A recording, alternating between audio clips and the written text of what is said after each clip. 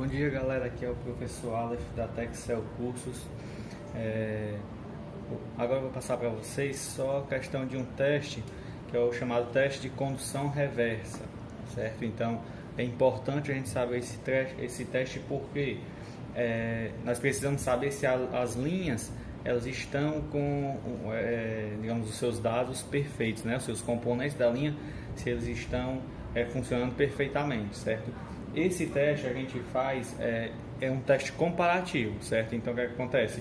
Para você fazer esse tipo de teste, você tem que ter duas placas digamos assim, do mesmo modelo de aparelho. Se você for fazer no Grand Prime, né? Então você tem que ter uma placa boa do Grand Prime para poder comparar com a placa defeituosa, certo?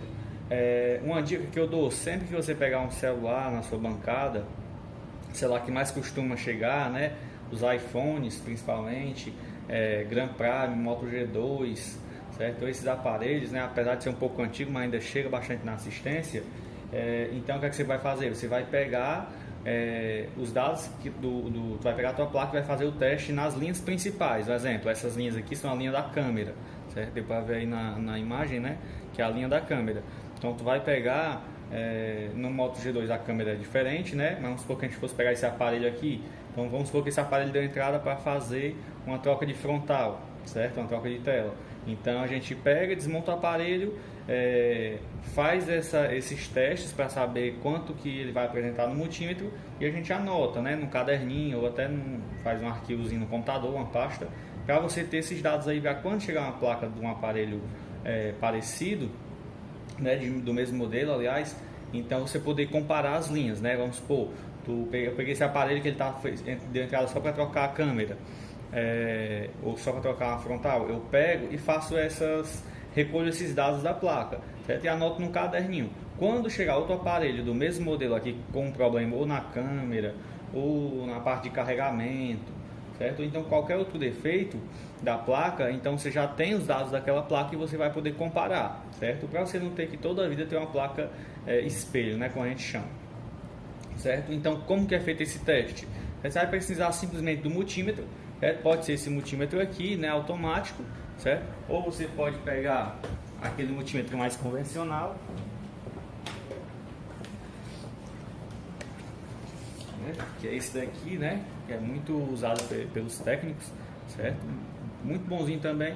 Eu vou nesse caso aqui usar esse automático porque eu me adaptei muito com ele, certo? Mas o teste você pode fazer tanto nesse quanto nesse, certo? Como que é feito? Você vai colocar na escala de diodo, certo? Nesse caso aqui, a escala de diodo, ela é a mesma escala de continuidade, né? Só que você vai apertar o Select, tá vendo? Ó? Quando você pressiona o Select, ele aparece aqui, ó, a escala agora de continuidade. E agora escala de diodo. Deu pra ver aqui, ó. Certo? Então, no caso, eu vou usar qual escala? A escala de diodo, certo? Coloco aqui, certo? O que é importante? Uma dica que eu dou bastante, né? Sempre usar os cabos de prova agulha, né? Ponta agulha, certo? Porque você vai ter uma precisão maior no seu serviço. Porque, como a gente sabe, os componentes são bem próximos, né? Então, se eu fazer com a ponta de prova convencional do multímetro, pode ser que eu apresente erros, certo? Porque a ponta de prova pode pegar em duas pinagens, né? Então, usa ponta de prova agulha, certo? Como que é feito esse teste? Certo? Então, estou filmando ali as trilhas da câmera, certo? Algumas, né? Porque do outro lado aqui também tem, né? Mas eu vou fazer só nessas aqui para demonstração. Certo? Então, como é que eu vou fazer? A ponta de prova positiva do meu multímetro eu coloco no aterramento da placa, qualquer parte metálica, né, que seja aterramento, certo? E a outra ponta de prova, no caso a negativa, eu vou nessas pinagens, certo? Recolher os dados e você vai ver que vai me apresentar uma numeração no meu display aqui, certo? Essa numeração, que numeração é essa? É a chamada impedância, certo? Então, ele se torna semelhante com as curvas características, né? Então, algo parecido nesse sentido, certo? Então, ponto de prova vermelha, positiva no aterramento e ponto de prova negativa fazendo os testes, tá ok? Então, vamos lá. Primeiro, ó, deu 238, certo? Você vê que ela está até solta, né? Essas daqui estão até soltas, ó, certo? Então, primeira 238, deu para ver ali, né? Segunda, também 238. Terceira, 397.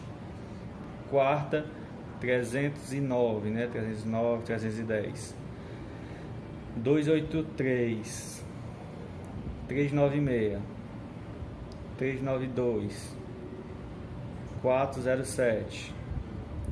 408 e 0, certo? Então o que é que acontece? Vamos supor que essa placa fosse uma placa boa, então eu iria recolher esses dados dessas linhas aqui, que são as linhas de câmera, né? Se você quiser um trabalho mais bem feito, né? Você entra no esquema elétrico, certo? Vai ver quais são essas linhas e daí tu coloca a numeração pelo nome da linha, certo? Tu mostra aqui a impedância pelo nome da linha, certo? Então tu vai ter a impedância de cada um. Se tivesse um capacitor em curto nessa linha, certo? Dá até para ver aqui, né? Que é essa linha aqui. Então o número, a impedância seria diferente da placa boa com a placa ruim. Então tu saberia que o defeito está nessa malha aqui, certo? Porque muitas vezes é difícil identificar a malha que está com defeito, certo? Porque o defeito é a câmera não abre simplesmente. Então tu começa por onde? Como que eu vou começar a analisar isso, né? Então você fazendo esses testes de impedância das linhas, então tu vai saber qual a malha que está com defeito e daí tu poder testar componente por componente, né? Como aqueles testes que a gente já conhece, certo? Vou fazer outro vídeo agora mostrando os testes de capacitor, teste de bobina, certo? O teste de resistor. Então para vocês, o teste de diodo, para vocês saberem testar a malha, né? Porque não adianta você saber que o defeito está nessa malha e não saber como testar a malha, tá ok? Então vou fazer agora o outro vídeo.